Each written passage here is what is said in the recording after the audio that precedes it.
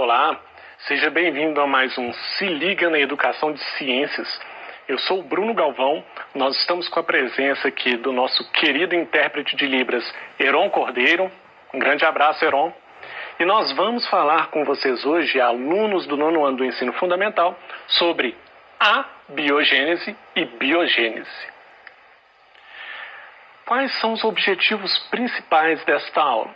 Bom, eu gostaria que ao final dessa aula, você, aluno, pudesse entender os conceitos de abiogênese e biogênese, ou seja, o que é cada um desses conceitos, e que você possa compreender como os experimentos científicos consolidaram, ou confirmaram a teoria da biogênese. Como assim, professor? Abiogênese e biogênese, o que é isso? Calma, vamos falar sobre esses conceitos a partir de agora. O que seria a biogênese? Na biologia, a gente sempre costuma falar para os alunos, olha, quando você vê na biologia um termo que começa com a letra A biogênese, acelular. Vamos pensar em acelular. Acelular, que não tem célula. Por exemplo, os vírus. Os vírus, nós estamos vivendo uma situação atual, com o coronavírus. O vírus, ele é uma partícula, ele não é uma célula. Ele não tem membrana plasmática, núcleo, nada disso. Ele é acelular, não celular. Então, quando eu tenho esse A, eu estou dizendo não. E quando eu penso em biogênese, bio significa vida. Então, a gente já tem o A, que significa não, bio, vida. E gênese tem a ver com formação, com criação. Então, a gente está falando da criação da vida. E quando a gente tem esse A, a gente está dizendo o seguinte. O A significa que um ser vivo, ele pode surgir de algo que não é vivo. Essa teoria, então, é chamada de abiogênese. Não formação da vida independente de outro ser vivo. Então é isso aqui, a teoria da geração espontânea, ou abiogênese, esse é o outro nome, teoria da geração espontânea, durou desde a antiguidade. Então, por muitos séculos aí, acreditou-se que a vida poderia surgir de qualquer material, de vários materiais, não necessariamente de outros seres vivos. E, inclusive, Aristóteles, um famoso filósofo, ele pregou isso, e isso permaneceu até o século XVII. Acreditava-se, por exemplo, olha só isso aqui, que animais como sapos, rãs e cobras tinham origem a partir da lama de lagos e rios.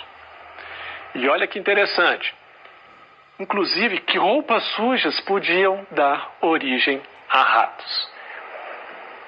Pode parecer absurdo a princípio, mas vamos pensar numa época em que a ciência ainda não tinha absolutamente se desenvolvido, O conceito de ciência em si ainda era muito diferente do conceito que nós temos hoje, de um conceito mais experimental que nós temos hoje, sendo que antigamente o conceito ele era mais de observação, ou observacional. Eu não sei se essa palavra pode ser dita dessa forma, mas, enfim, antigamente observava-se muito, fazia-se anotações com suas observações, e existiam observações muito boas mesmo, inclusive de Aristóteles e vários outros filósofos e cientistas antigos. Mas hoje nós trabalhamos com a ciência experimental. Nós fazemos experimentos para provar as teorias. E o que acontecia nessa época? Quando você só tinha a observação como ferramenta, você colocava lá um monte de roupa suja lá num canto lá. Aí ficava aquela roupa suja do lado de fora. Lembre-se que pense aí que naquela época você não tinha as condições de higiene que nós temos hoje, Então você tinha aquela roupa suja lá jogada do lado de fora da casa, muita lama, não tinha vaso sanitário, então o esgoto a céu aberto, Então, de repente aparecia um monte de rato ali. Poxa, eu coloquei aquele monte de roupa suja ali no cantinho e surgiu esses ratos, E vale lembrar também que ratos, eles gostam de fazer ninhos nesses locais, onde tem papel, onde tem roupa. E aí eles veem filhotes de rato lá também. Não era difícil de pensar que a vida poderia surgir de um lugar como esse.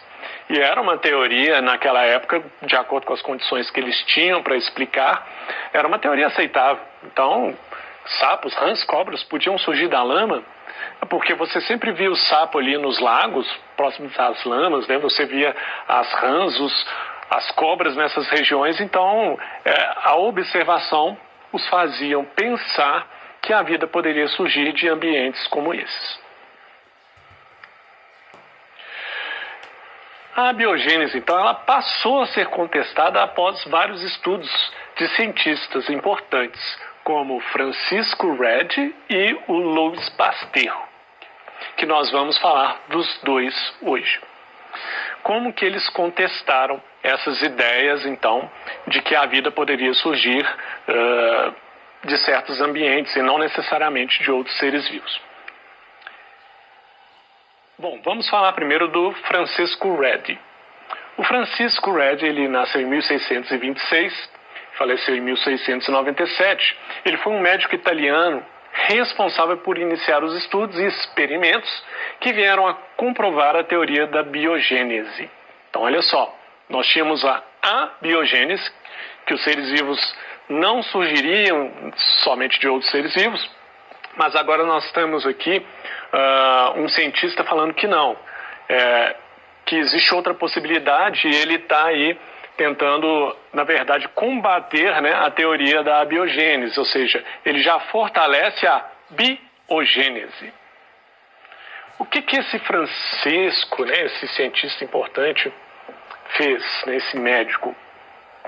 Aqui eu coloquei uns desenhos de uns frascos aqui, tem dois frascos repetidos, né, este e este, mas é porque ele usou vários frascos. Inclusive desse aqui, ó, também vários frascos. Eu vou explicar cada um deles. Esse frasco aqui, ó, ele contém aqui dentro um pedaço de carne. Todos os três, na verdade, tem um pedaço de carne dentro. Aqui eu coloquei uma espécie de tampa aqui, gente, mas ele usou foi gaze, tá? Se fosse uma tampa igual essa, vale lembrar que seria uma tampa que teria furinhos para entrar ar, ok? Então ele permitiu entrada de ar. Eu estou colocando esses pontinhos pretos aqui, representando furinhos nessa tampa. O Francisco usou uma gaze para tampar essas vasilhas com a carne dentro, e ele queria mostrar o seguinte: olha, se realmente a vida pode surgir de um pedaço de carne ou de uma roupa suja, então eu vou colocar um pedaço de carne aqui dentro de umas vasilhas, vou tampar, vou deixar entrar só ar, e vamos ver o que vai acontecer. Agora, uma vasilha ele deixou destampado, ó, que é essa aqui, né? Opa, o preto aqui não funciona bem não. Essa vasilha aqui que ele deixou destampada. Olha o que aconteceu. Nós temos que, nessa vasilha aqui, não apareceu nenhuma mosca. E uma das coisas que eles acreditavam era que as moscas podiam surgir da carne, né? E quando se avaliava cadáveres, né? Pessoas mortas e viam aqueles bichinhos, né? Aquelas larvas e moscas, achava-se que a vida podia surgir dessa forma também. E ele estava testando justamente isso. E aqui, nesse frasco aqui, não apareceu nada, nesse frasco, nada. Já nesse frasco que ficou aberto, nós temos aí as moscas, né? Esse frasco aqui. Ou seja, essa mosca, ela não surgiu daquela carne, ela foi atraída pela carne. São moscas que se alimentam de carne. Eu até coloquei aqui umas larvinhas aqui, ó. Isso aqui é uma larvinha, tá? Perdão pelo meu desenho aí, mas foi o que deu para eu fazer aqui no PowerPoint. Então, essas moscas aqui, na verdade, elas foram atraídas pela carne. Inclusive, tinha moscas aqui, né? Sobrevoando essas outras vasilhas, mas elas não conseguiam entrar. Então, ele já mostrou ali que não é assim que moscas podem surgir da carne. Então, ele conseguiu mostrar isso, já foi um passo muito importante. E aí veio Louis Pasteur. Por que Louis ainda teve que mostrar mais alguma coisa? Quando Francisco mostrou que moscas não poderiam surgir da carne, né, nem larvas, ainda ficou um probleminha entre os cientistas da época, né, os filósofos, os estudantes da natureza.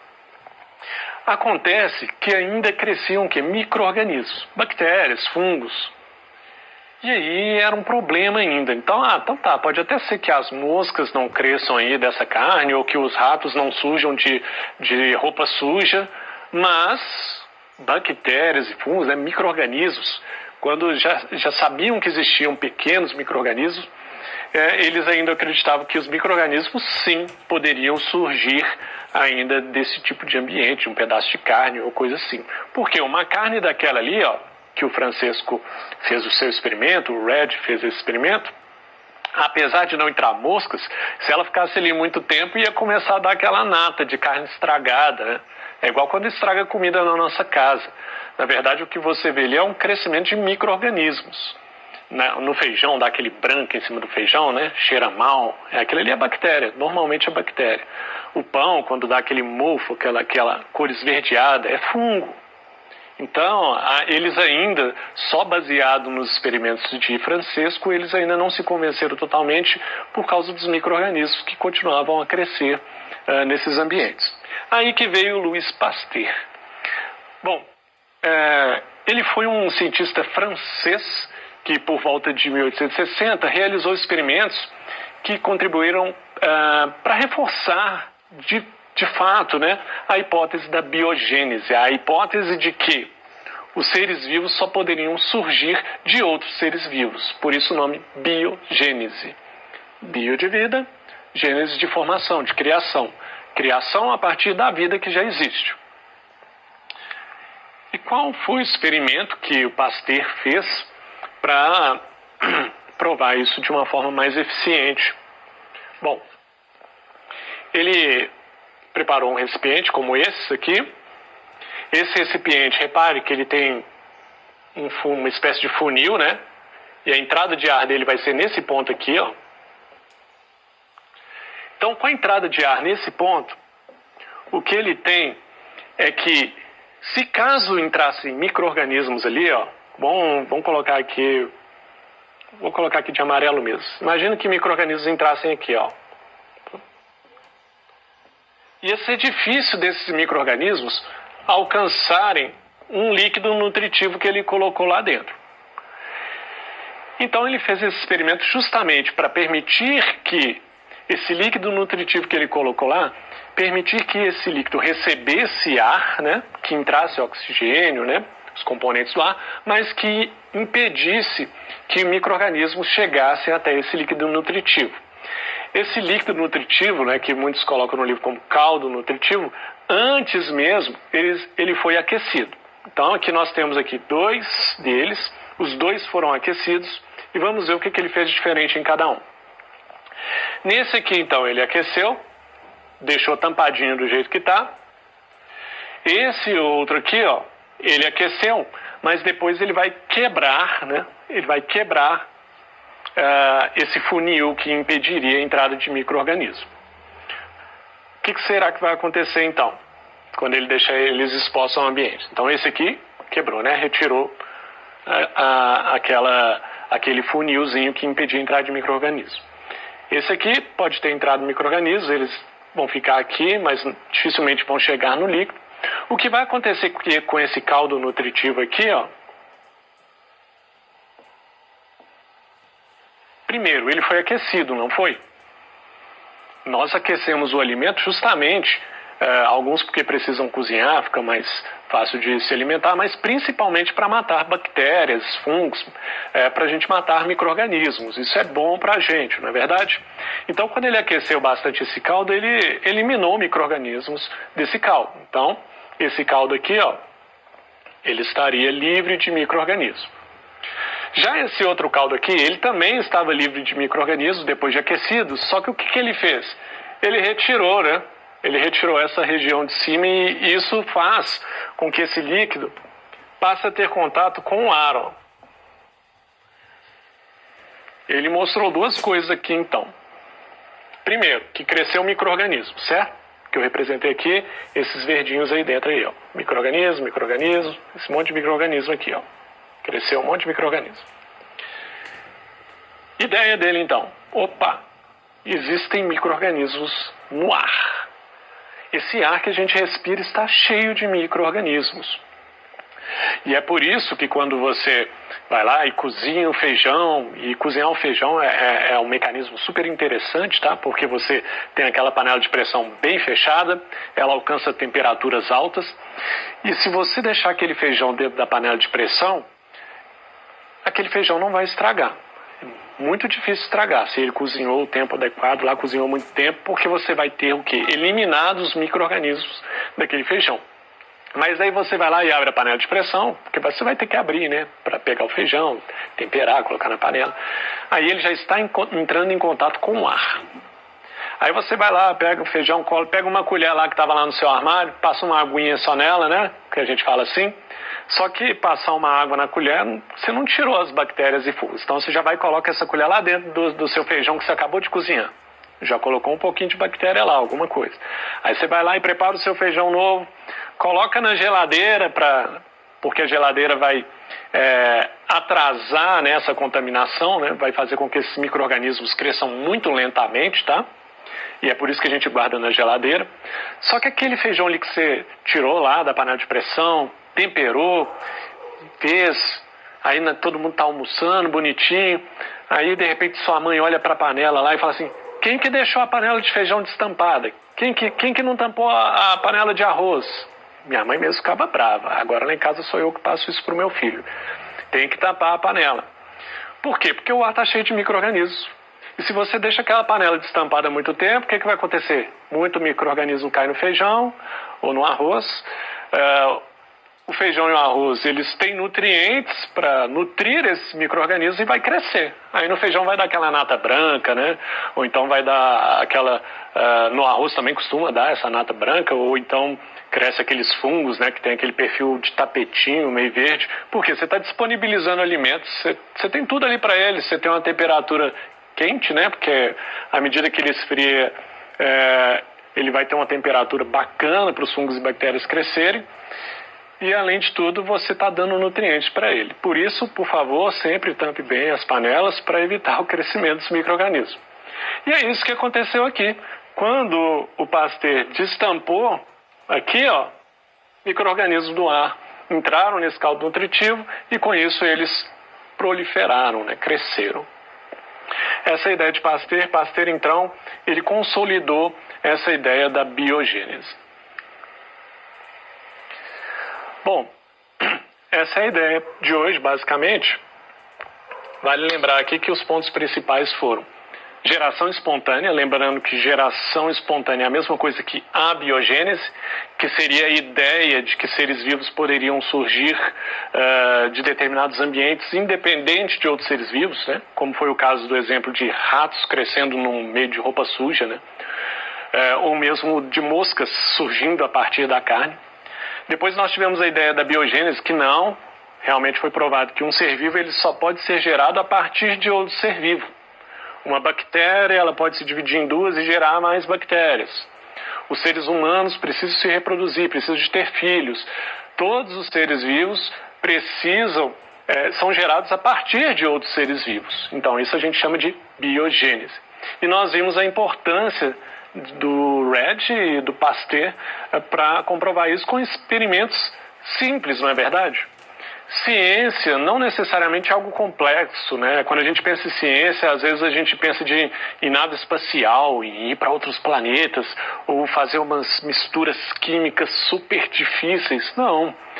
Eles fizeram, né, ciência de uma forma muito simples, usando materiais simples, e o que mais foi importante para eles fazerem a ciência foi um pensamento científico, que é o pensamento da experimentação, da testagem.